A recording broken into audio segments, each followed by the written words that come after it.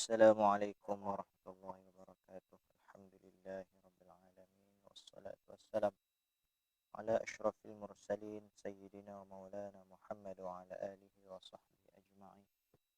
Qala subhanaka la ilma lana illa ma 'allamtana innaka antal alimul hakim. Qala rabbi shrah li sadri wa yassir li amri wahlul 'uqdatam min lisani yafqahu qawli. Allahumma aftah alaina hikmataka wa anshur alaina min khazaini rahmatika ya arhamar rahimin. Allahumma aftah alaina abwaaba fadl wa anshur alaina khazaini rahmatik. Allahumma aftah alaina abwaaba fadl wa anshur alaina khazaini rahmatik. Allahumma aftah alaina abwaaba fadl wa anshur alaina khazaini rahmatik. Amin amin amin ya rabbal alamin. InsyaAllah tuan-tuan muslimin muslimat yang dirahmati oleh Allah Subhanahu wa taala, kita melihat pengajian kita pada malam ini di muka surat bagi naskah Jawi, muka surat 40, naskah Rumi. Sekali lagi kita maklum dalam komen kalau kita tahu bagi kawan-kawan yang telah pun mengikuti, sama ada di Google Meet ataupun melalui FB Live, Facebook Live kita, insyaAllah. Jadi kita terus pergi kepada muka surat 40 kita, naskah Jawi. Berkata Tuan Musannif Syekh Abdul Qadir Al-Mandili rahimahullahu ta'ala. Kata Tuan Musannif, mudah-mudahan Allah Subhanahu wa ta'ala merahmatinya. Namun sebelum itu mari kita hadiahkan Al-Fatihah kepada beliau, surat Al-Fatihah kepada beliau. Al-Fatihah. A'udzubillahi minasyaitonir rajim. Bismillahirrahmanirrahim. Alhamdulillahi rabbil alamin arrahmanir rahim maliki yaumiddin. Iyyaka na'budu wa iyyaka nasta'in. Ihdinas siratal mustaqim. Siratal ladzina an'amta 'alaihim ghairil maghdubi 'alaihim waladdallin. Amin.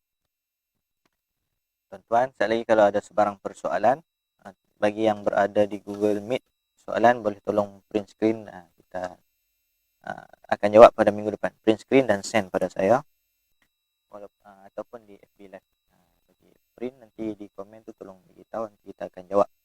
Pada sekali lagi malam ni kita tak buka soalan untuk dijawab, buka soalan untuk disimpan dan kita akan jawab pada pertemuan kita yang selepas ini, insyaAllah. Baik, kita tengok pada muka surat 40 naskah Jawi. Rumi dah beritahu. Baiklah, muka surat 40 yang baris ketiga daripada atas. Kita sambung, insyaAllah kita akan habiskan bahagian dengki pada malam ini, insyaAllah. Bismillahirrahmanirrahim.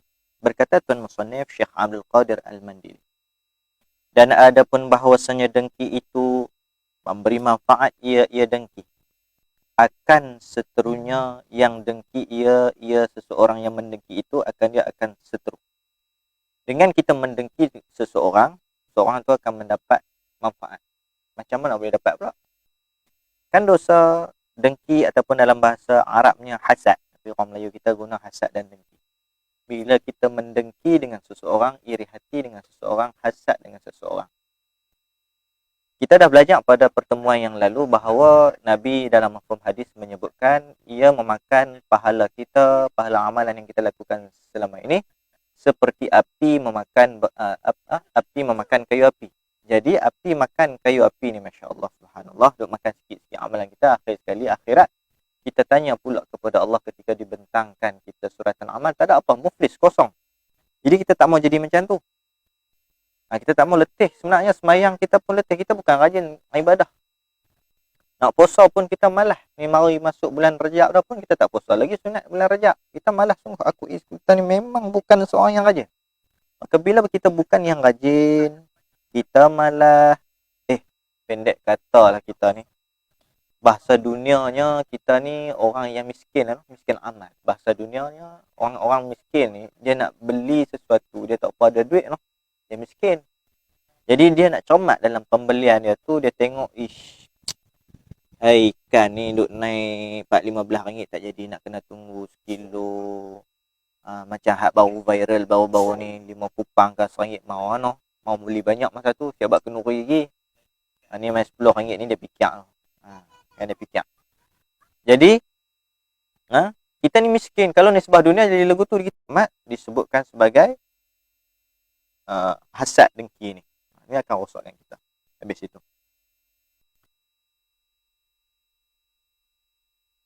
Dan tiada memberi mudarat, kata Tuan Musannif, dan tiada memberi mudarat ia dengki akan didengki. Tak ada dapat mudarat, tak ada bagi kurang kepada dia bila kita dengki kepada dia. Nisbah dunia memanglah nampak, tapi nisbah akhirat tak ada. Dunia ni bukan tempat yang kekal kepada kita. Sat seketika ya.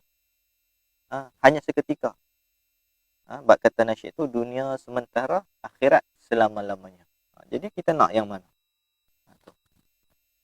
Orang yang beriman ni, dia beriman dengan hari akhirat. Dia percaya dengan hari akhirat. Dia percaya. Dan tiada memberi mudarat ia dengki dengan hasil kita mendengki akan yang didengki. Maka kerana bahawasanya nikmatnya seorang yang didengki itu tiada hilang ia nikmat. Kita duk dengki kat dia tak hilang nikmat-nikmat yang kita dengki kepada dia. Ya, kita duk jangka dengan kerja buat kita ni, kita pergi santau dia sebab kita benci kat dia. Kita pergi sihir kat dia sebab kita benci kat dia. Tengok-tengok tak jadi. Duk nampak nikmat tu banyak pula. Kita yang jadi teruk balik. Tak hilang. Tu. Maka kerana bahawasanya nikmatnya tiada hilang ia nikmat kan kayu api ni. Jadi bukan dekat hilang, kita duk pergi sedekah kat dia. Duk transfer bagi kat dia. Oh letih. Semayang kita, zikir kita, selawat kita, sedekah kita, puasa kita, semua amal soleh kita duk pergi bagi kat dia. La ilaha illallah, dah nak semayang pun letih. Dah bukan rajin sangat. Nak puasa pun bukan rajin sangat. Duk pergi bagi kat orang. Pasal apa? Lagu tu. Pasal apa jadi lagu tu? Maka kita kena berjaga dalam soal ni. Baik. Sebab apa? Kerana bahawasanya nikmat yang tiada hilang ia dengan dengki itu bahkan digandakan akan kebajikan yang didengki. Dia dapat. Sebab apa? Kerana dipindahkan pahala kebajikan orang yang dengki itu kepada seorang yang didengki. Dipindah bagi kat dia. Pendeknya kesimpulannya, orang yang dengki itu seperti bandingan mereka yang melempar seteru musuh lah, seteru ni dengan batu. Misalnya bandingannya orang hak dengki ni, orang yang ada iri hati, ada sifat hasad dengki ni, mereka ini bandingannya yang melempar baling unggai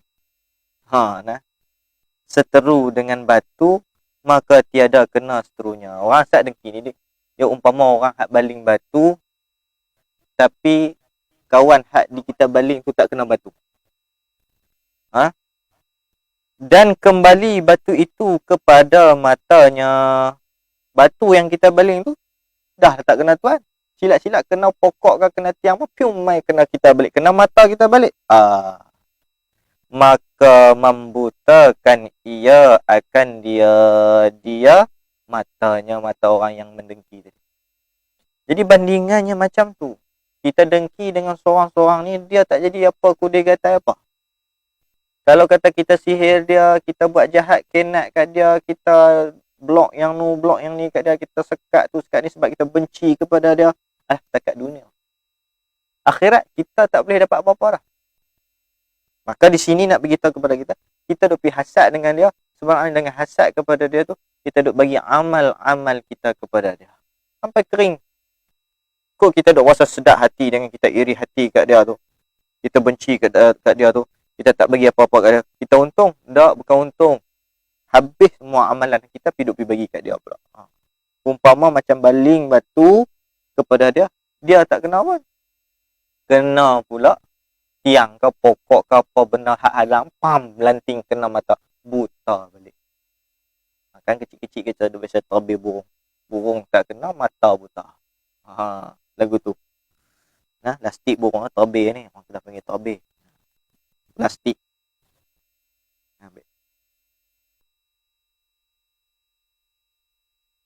Adapun ubat, itu cerita tentang dengki, yang mana kalau kita berhasad dengki dengan musuh kita, tak akan menjadi kudai gatai, tak akan menjadikan benda yang menyakitkan dia pun pada hakikatnya. Kita yang rugi.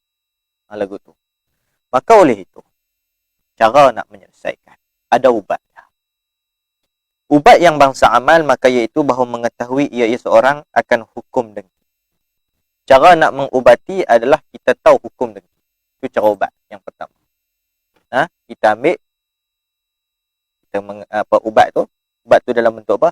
Dalam bentuk mengetahui hukum dengki. Ubat yang bangsa amal, maka iaitu bahawa mengetahui ia seorang akan hukum dengki, dan akan perkataan dan perbuatan yang mensebabkan akan kedua perkataan dan perbuatan oleh dengki. Jadi adapun ubat yang bangsa amal, jenis amal, maka iaitu mengetahui. Nak beramal pun maksudnya di sini kena ada ilmu dulu, kena tahu. Sebut kata bangsa amal. Ini membuktikan bahawa kita nak tahu ubat-ubat kena belajar dulu. Ubat ni lagu mana, main redah ikut dan, tak boleh, dia tak jadi ubat. Dia jadi racun. So kata ubat tu boleh melegakan, balik-balik perhabis terus satu kecung ubat tu, satu karung ubat. Bukan kuih elok, kuih nak jalan cepat ni. Lagu tu. Jadi jangan kita kata dengan kita makan ubat sekaligus menyebabkan sembuh. Tidak. Dia takkan menyembuh. Lagu tu.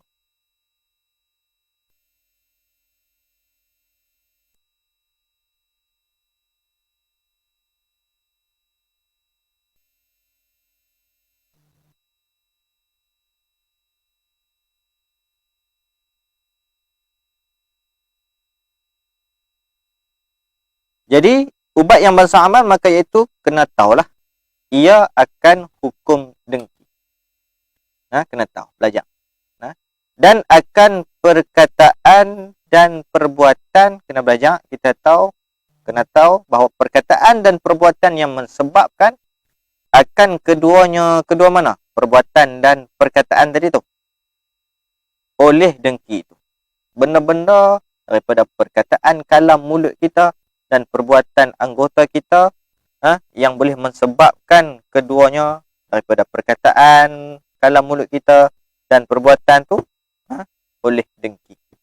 Maka menyalahi ia seorang akan keduanya, akan perkataan yang menzahirkan akan kedengkian dan perbuatan yang menzahirkan akan kedengkian, dan mengerjakan ia akan lawan, yakni perkara yang berlawanan bagi keduanya. Kita kena mengerjakan perkataan yang berlawanan daripada makna dengki. Jangan mengeluarkan perkataan yang menampak tu kita ada dengki, hasad, iri hati kat kita. Jangan menerbitkan, menzahirkan anggota tubuh badan kita yang menampakkan kedengkian pada anggota zahir kita. Maka memuji ia seorang yang dengki akan mereka yang dengki ia akan dia, akan yang didengki. Kita puji orang yang kita dengki. Dan menzahirkan ia, yakni kita buat olok-olok tunjuk, walaupun kita benci kepada dia sungguh-sungguh hasad. Kita kena ajak diri kita, olok-olokkan diri kita, tunjuk sukacita dengan nikmatnya. Baik, besar. Alhamdulillah, besar nikmat Allah bagi tu. Walaupun kita benci, tapi jangan kita buat-buat tu semata-mata kerana kita nak ambil kesempatan tu, tak boleh. Maknanya ni dengan maksud nak ajak diri kita supaya jangan ada hasad dan iri hati kepada dia. Kalau ada ni syarak nak ajak kepada kita, guru kita mengajarkan kepada kita, lagu tu cara nak mengatasi. Kita zahirkan ia akan sukacita. Buat olok-olok, tunjuk kata kita suka dengan dia. Walaupun peringkat awal cuma nampak olok-olok, lama kelamaan mudah-mudahan jadi sungguh. Jadi sebenar. Lagu tu. Bukan atas jalan cuma nak ambil kesempatan, kau nak buat benci kepada cara jalan. Bukan. Dan merendah. Sukacita dengan nikmat tadi. Bukan sukacita apa? Sukacita atas nikmat yang dia dapatkan. Maksud dengki itu mencita-cita hilang nikmat daripada saudara kan. Dan merendah diri ia seorang baginya. Rasa kita ni buat rendah diri dengan dia. Kita dengki ni kadang-kadang sebab kita tak mau tengok orang tu lebih. Kita ada perangai sifat takabur, angin tinggi, itu menyebabkan kita ni ada hasad dengki di kita. Tu. Maka kita hilangkan dengan kita rendah diri bagi dia. Lama-lama kita maksudnya kita potong angin, lama-lama hilang je. Dan dengan demikian itu, demikian mana tu? Dan dengan demikian itu kita puji dia, kita rendah puji, kita zahirkan sukacita kat dia dengan nikmat yang dia dapat. Kita rendah diri itu jadi oleh mereka yang dengki ia, jadilah oleh mereka ataupun kita yang dengki ia seorang akan dia. Kalau kita dengki dengan seorang-seorang, kawan baginya lah jadi kawan. Saya benci akhir dengan kita duk beramal seperti yang guru kita ambilkan dalil syarak ni, pandukan kepada kita, akhirnya jadi kawan balik kepada dia. Dan hilang daripadanya seorang itu oleh dengki itu, akhirnya kita hilanglah perangai kedengkian kita. Ni cara nak ubat. Dan lepas bila mana hilang dengki itu, dan lepas ia daripada dosanya dan siksanya. Dosa dengki hilang. Seksa di atas perbuatan dengki pun hilang. Masya Allah. Itu kita nak jaga. Lalu telah berfirman Allah Subhanahu wa ta'ala di dalam Al-Quran. Allah pun berfirman, A'udzu billahi minasyaitonir rajim. Idfa' billati hiya ahsanu fa idzal ladzi bainaka wa bainahu adawatun ka'annahu waliyyun hamim. Hamim.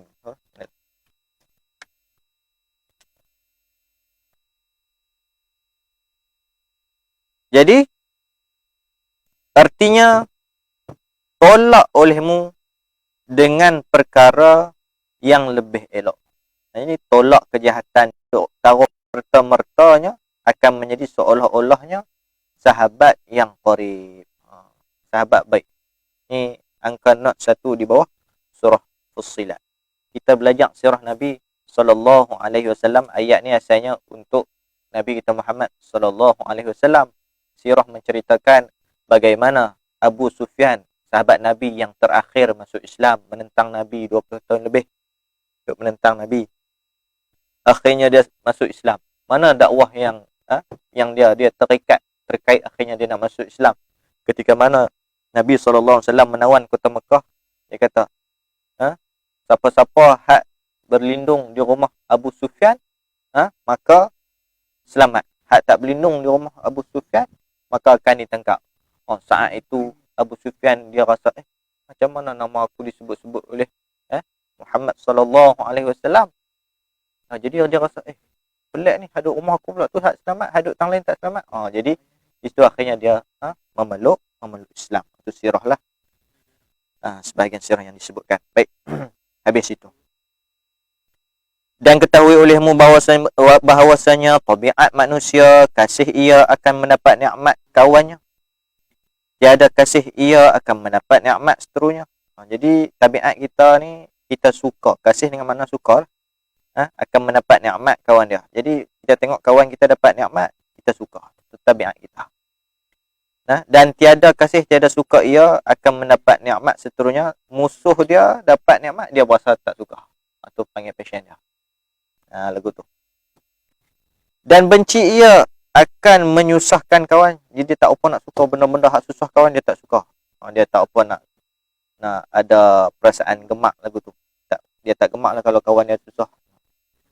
Musuh dia suka, musuh dia duduk dalam susah tak apa. Dia suka. Tiada benci ia akan yang menyusahkan seterusnya musuhnya. Jadi tak rasa benci.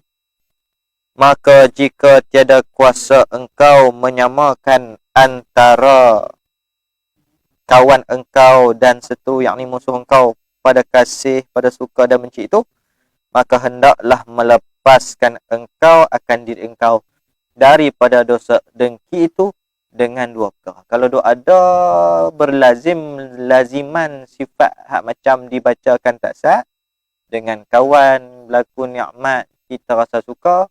Berlaku azab, bala, kesusahan, kita rasa tak suka. Dengan musuh, kita seronok, kita suka kalau dia kena bala.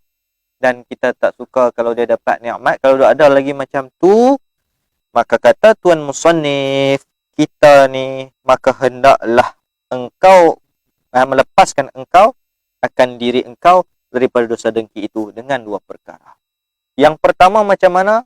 Bahawa tiada engkau zahirkan, tunjukkan akan dengki itu dengan lidah engkau. Tunjuk dengan lidah. Dan dengan anggota engkau dan segala pekerjaan engkau yang bangsa akhirat.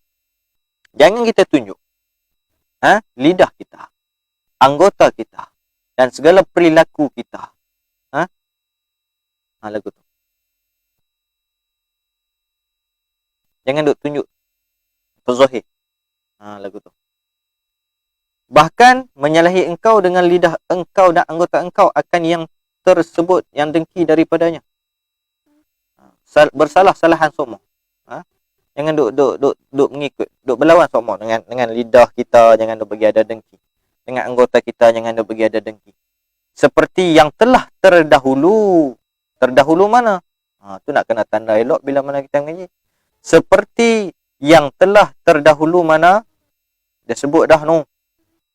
Maka menyalahi ia akan keduanya perkataan dan perbuatan dan mengerjakan ia akan lawan bagi keduanya, buat benar-benar hak berlawanan bagi hasad dengki. Jangan bagi turut dia. Maka macam mana? Memuji akan mereka yang didengki itu. Lepas tu zahirkan seronok dengan dia dapat nikmat. Lepas tu zahirkan kerendahan diri bagi dia. Jangan duk angkat angin tinggi. Benda-benda ni boleh menanam, kambuhkan sifat dengki kita tu. Lagu tu. Inilah yang kata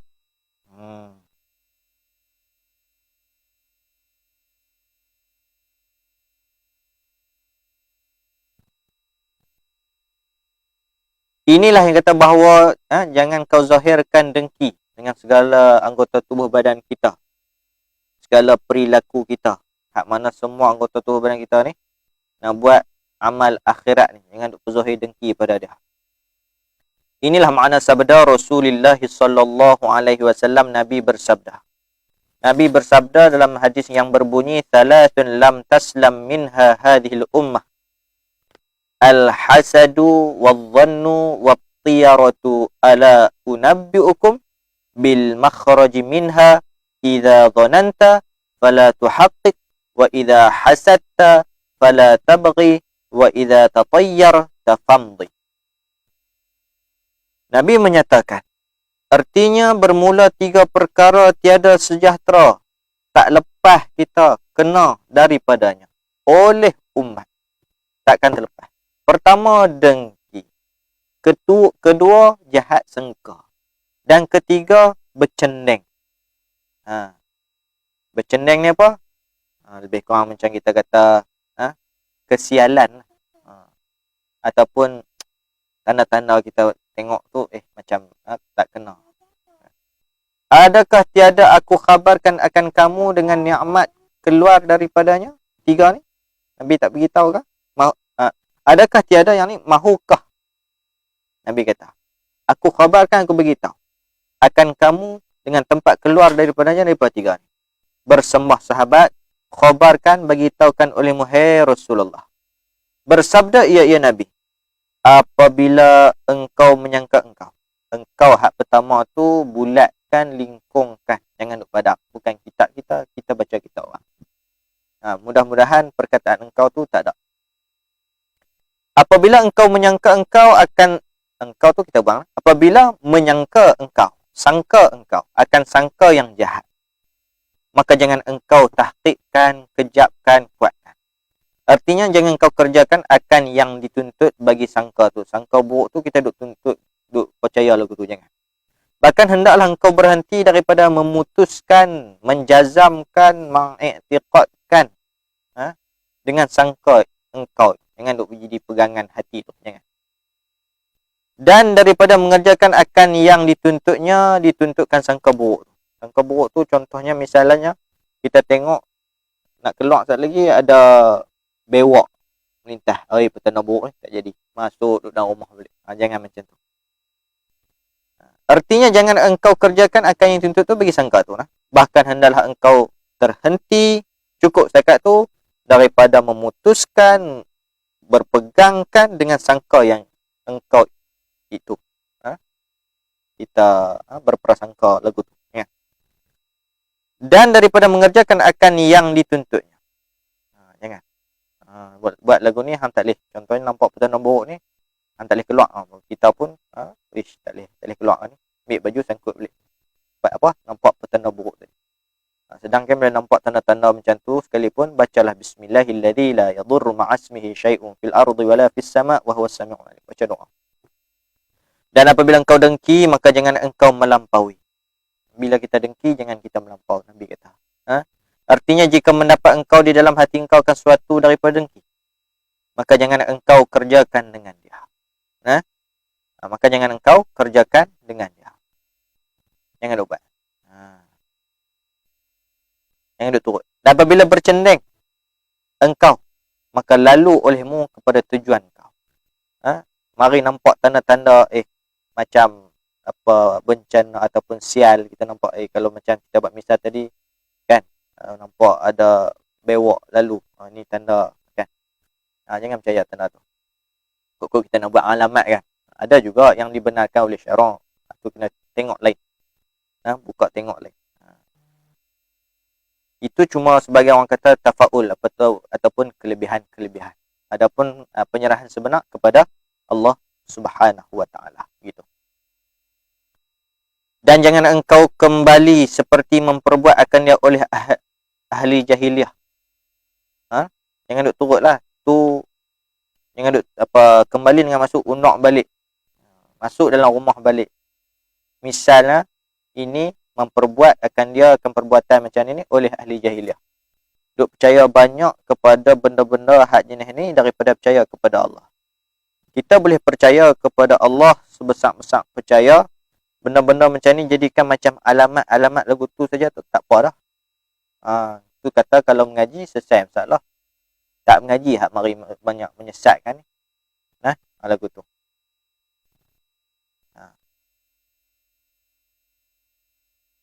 Menceritakan akan ini hadis oleh Al-Hafiz Abdul Rahman bin Umar Al-Asfihani daripada Hasan Al-Basri. Hadis ini dinamakan hadis mursal. Hasan Basri tabi'in. Hadis mursal ni maksudnya dia tak sebutkan daripada Nabi. Dia tak sebutkan daripada riwayat-riwayat siapa dia sebut Nabi, hadis Nabi tu. Jadi hadis ni hadis mursal. Artinya mengangkatkan dia akan hadis oleh tabi'in kepada Nabi SAW. Terus sebut Nabi. Dia tengok balik dalam ilmu mustalah hadis lah. Dan yang kedua daripada mana? Kedua daripada yang habakkan kena lepaskan engkau, lepaskan diri engkau daripada dosa dengki itu dengan dua perkara. Hak ni yang kedua pula. Bahawa benci engkau daripada diri engkau akan kasihnya diri engkau, sukanya, berkenannya diri engkau, hilang nikmat Allah daripada sekalian hamba. Kan maksud dengki itu kita mencita-citakan hilang nikmat daripada seorang kan. Jadi yang kedua ni kita kena hadirkan benci kepada diri kita. Benci mana? Benci kepada sifat kita hak suka, hak seronok dengan hilang nikmat daripada musuh kita, daripada seorang hamba Allah yang bila dia hilang nikmat kita rasa seronok. Kita kena benci perangai dan sifat. Maka apabila menyertai oleh benci engkau yang mensebabkan dia oleh agama, dengan suka engkau akan hilang nikmat yang mensebabkan dia oleh tabiat. Bila mana kita benci mensebabkan oleh agama dengan suka engkau, kita benci tu sebab agama suruh.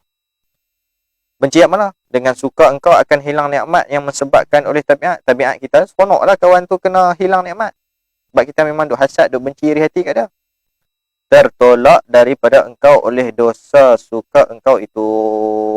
Kita selama ni duk suka dengan dia hilang nikmat, akhirnya kita tertolaklah daripada dosa. Selesai tang tu. Tak ada lah dosa lepas ni. Sebab apa? Kita telah mula ada rasa benci dengan perangai kita yang duk seronok sangat tengok orang hilang nikmat, dengki, hasad tadi ni. Tu. Dan tiada diwajibkan atas engkau mengubah akan tabiat Kita bukan kena ubah tabiat, jenuh nak tenyeh, nak bagi hilang hasad dengki ni susah. Tapi boleh hadirkan rasa benci tadi pun okey dah. Jenuh lah kan. Kerana tiada kuasa engkau atasnya pada kebanyakan kelakuan. Susah nak kontrol banyak-banyak kelakuan. Martabat nafsu kita nak naik satu tahap ke satu tahap pun susah. Kerana bahasanya tabiat itu tiada dapat mengerasi akan dia tabiat, melainkan mereka yang putus penilikannya daripada makhluk. Tabiat kita ni nak berkerah dengan dia, nafsu kita ni nak kita nak retuk dia bagi ni agak susah. Kena perslow dulu. Kecuali mereka yang putus penilikan, putus pemerhatian, pandangan daripada makhluk. Dia tak pandang makhluk. Ini bagi martabat arif billah, orang-orang soleh yang makam tinggi-tinggi, alim ulama makam tinggi-tinggi tu bolehlah kita cak ayam ni terani kita tak mampu lagi, tapi kok mana pun kena usaha, walaupun tak mampu. Jangan abang tak mampu tapi tak ada usaha. Ni cara dia. Bahkan mengetahui ia seorang dengan yakin akan bahawasanya yang empunya nikmat itu tiada sunyi daripada bahawa ada ia isi api neraka atau ia isi syurga. Cara dia kita kena tahu dan yakin cerak nyatalah. Kena faham bagi elok. Yang empunya hak ada nikmat, hak kita duk cita-cita nak bagi dia hilang nikmat tadi tu, dia tak sunyi daripada dia tu sama ada dia isi api neraka ataupun isi syurga. Kalau dia isi api neraka, kita nak seronok apa dengan dia, dengan nikmat hak dia dapat tu? Kita duk dengki bah. Dengan dia, dengan nikmat hak dia dapat tu, dia duk dengki bah. Tak rasa duk rasa seronok. Tak rasa duk rasa nak hasad dengki dengan dia. Sedangkan nikmat hak dia dapat tu belum tentu lagi boleh bawa ke syurga. Tu salah satu cara yang syarak ajarkan kepada kita. Bila mana nikmat yang dia dapat itu, kita duk rasa seronok, nak berdengki dengan dia, nak bagi hilang nikmat pada dia, tak payah. Nabi Sulaiman alaihissalatu wassalam, Nabi paling akhir masuk ke dalam syurga. Sebab terlalu banyak nikmat yang dihisapkan. Kan? Walaupun boleh masuk syurga, tapi banyak audit yang dikira. Dia lambat masuk ke dalam syurga. Jadi mungkin tadi nikmat-nikmat dia dapat tadi tu nikmat yang istidraj. Jadi daripada masuk api neraka pula. Allahu'alaiyadubillah. Atau ada ia isi syurga. Maka jika ada ia isi syurga, kalaulah isi syurga, kalau kata isi api neraka, memang tak dapat manfaat lah akan dia oleh nikmat itu. Dan jika ada ia isi syurga, maka tiada ada nisbah, perkiraan, persamaan antara nikmatnya itu dengan nikmat syurga. Kalau kata dia dapat nikmat pun, nak seronok apa lebihnya, nak dengki apa lebih. Nikmat syurga kalau nak dibanding nikmat dia dapat, hak syurga lebih besar. Awak hendak pergi jadi pesama nikmat syurga dengan nikmat dunia. Tu tak betul. Maka dengan dia dapat nikmat dunia dan nikmat syurga, kedua-duanya di situ kita faham. Tu baru nikmat dunia. Hak syurga itu besar lagi, aku duk pergi dengki apa. Dia akan potong angin dengki kita tu, benci iri hati kita tu. Lagu tu. Bahkan melihat ia akan sekalian makhluk itu hamba bagi Allah Ta'ala. Tengok lagi bahawa sekalian makhluk ni hamba bagi Allah. Akan memadamkan rasa hasad dengki di hati kita. Semua nikmat ni diberikan kepada semua hamba-hambanya. Kita tak tahu dengki.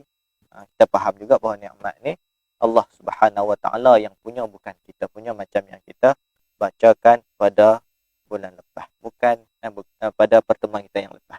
Bukan nikmat kita punya yang kita duk seronok, duk nak dengki tu. Kenapa kan? Lagu tu. Kita 4 bulan, Allah dah tentu dah rezeki nikmat kita tu banyak mana. 4 bulan dalam perut mak tu, Allah tentu dah rezeki banyak mana nikmat. Saya duk lebih, bulan lebih pun tak jadi. Lagu tu. Habis. Jadi dia selalunya dengki ni jadi sama-sama. Ustaz sama ustaz, penega sama penega, komen sama komen, engineer sama engineer. Lagu tu lah. Jadi nak sama taraf, selalu berlaku sama-sama taraf. Susah sangat hak penega nasi lemak nak dengki dengan hak penega yang soya. Hak penega ayam soya nak berdengki dengan penjual sayang, susah sangat lah. Selalunya lah, walaupun dia sama-sama lah tu pun. Saya nak cerita kepada kita, selalunya yang berlaku sama taraf. Jadi insya-Allah mungkin ada persoalan yang tidak faham, boleh print screen, hantar dalam grup. Bagi yang belum menyertai grup, boleh sertai grup, komen. Bagi yang ikut di FB ada soalan, komen tulis soalan di pada Facebook. pertemuan kita lepas ni kita akan jawab soalan tu, baru kita akan baca kitab insya-Allah. Dengan soalan minggu ni lah kita akan asingkan dengan soalan minggu pada pertemuan kita yang hadapan insya-Allah. Sebab tu di penawar bagi hati tu pun susunan dalam YouTube tu agak tak apa betul sikit susunannya. Nanti insya-Allah kita akan selaraskan insya-Allah bagi betul insya-Allah. Itu saja untuk malam ni. Dan kemudian kata bab yang kelima pada menyatakan kikir, kedekut dan kasih akan harta. Wallahu a'lam. Insya-Allah no. A'udzu billahi samil alim minasyaitonir rajim. Bismillahirrahmanirrahim. Alhamdulillahirabbil alamin wassalatu wassalamu ala asyrafil mursalin sayyidina maulana Muhammad wa ala alihi washabbihi ajma'in. Allahumma rabbana atina fid dunya hasanah wa fil akhirati hasanah wa qina adzaban nar wa qina adzabal qubur wa qina adzabal mahsyar. Subhana rabbika rabbil izzati amma yasifun wa salamun alal mursalin. Alhamdulillah.